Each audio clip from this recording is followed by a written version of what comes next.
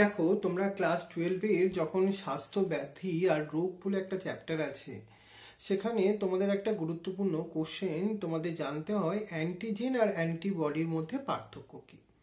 Antigen আমরা কাদের বলবো? সাধারণত প্রোটিন জাতীয় সাবস্টেন্সগুলো, যেগুলো আমাদের রোগ সৃষ্টি করে। সেগুলো শুধুমাত্র প্রোটিন হবে তা নয়, সেগুলো তোমার নিউক্লিক অ্যাসিড হতে পারে, কার্বোহাইড্রেট হতে পারে, এগুলোও হতে পারে। কিন্তু তুমি যদি অ্যান্টিবডির সঙ্গে পার্থক্য বিচার করতে চেষ্টা করো, তাহলে অ্যান্টিবডি সাধারণত কী দিয়ে তৈরি হবে? অ্যান্টিবডি তৈরি হবে গ্লাইকোপ্রোটিন দিয়ে। তাহলে এই একটা পার্থক্য তোমরা খুব ভালো করে মনে রাখো। এবার আমি সেকেন্ড পার্থক্যের কথা বলি। কেবলমাত্র নির্দিষ্ট অ্যান্টিজেনের উপস্থিতিতেই নির্দিষ্ট অ্যান্টিবডি তৈরি হয়, তাই তো?